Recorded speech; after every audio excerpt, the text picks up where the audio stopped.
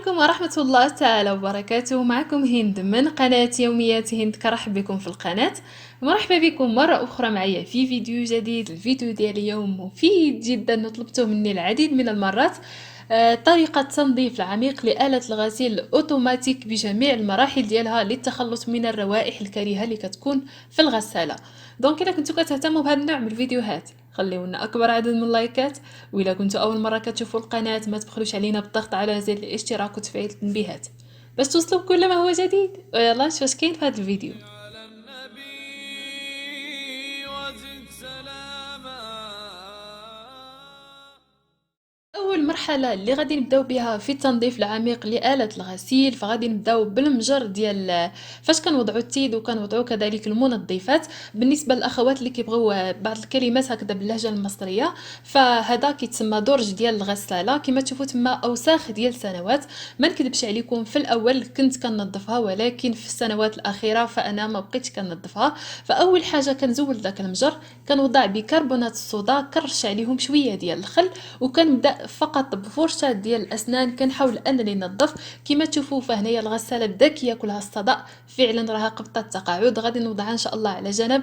غادي نجيب ان شاء الله الغساله ديال سامسونج، لان ويربول ماشي شي حاجه اللي مهم، راه عمرات معنا تقريبا 8 سنوات، راها كافيه. ولكن للاسف غالبا ما بقاتش كتنشف مزيان.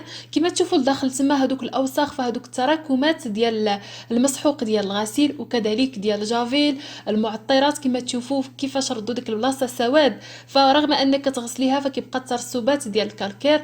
فكنحاول قدر الامكان انني الى وصلت لها انني نظفها، ولكن غالبا كيبقى الترسبات ديال الكالكير. فكنتمنى السيدات اللي شراو الغساله مازال جديده انهم يداوموا على التنظيف العميق ديالها تقريبا من شهرين او كذلك من 4 شهور. وكذلك انكم تفتحوا هذا الدرج، كيكون واحد الزر تما باش تضغطوا عليه، لان بزاف البنات طلبوا مني ضغطوا على داك الزر وجروا المجر بهذه الطريقه وغسلوه.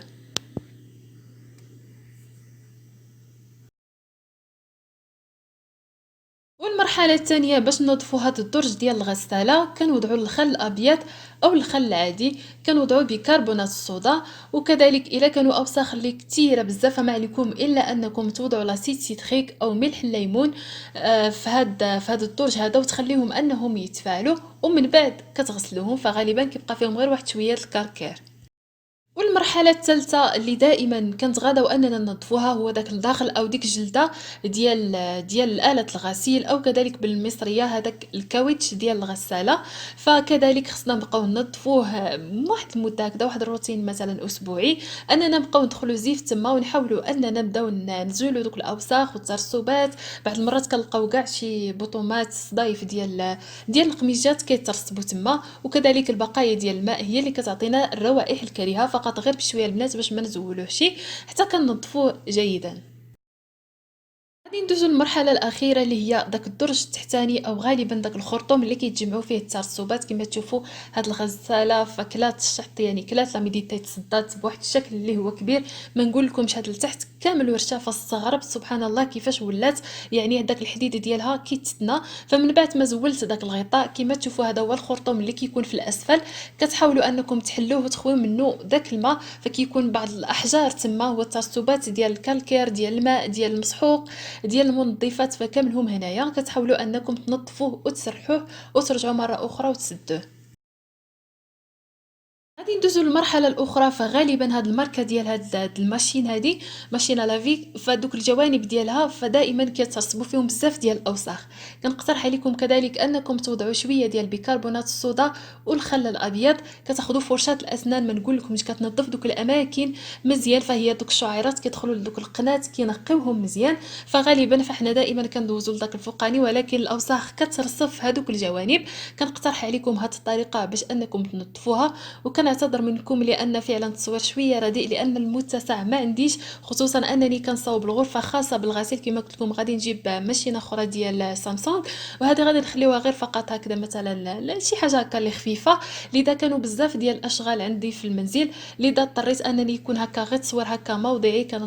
كنقبض الكاميرا غير بيديا، فاسمحوا لي البنات ان شاء الله. حتى من بعد عاد نشارك معكم افكار كيفاش اننا نصاوبوا الغرفه ديال الغسيل اللي تكون هكا زوينه.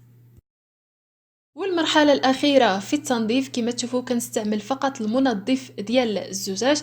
كندوز على الأماكن اللي دائما كتكون هكذا كيدوزوا عليها غير واحد التنظيف اللي هو خفيف. كنعتمد كما قلت لكم على المنظف ديال الزجاج، فعلا كيعطيك واحد اللمعان رائع.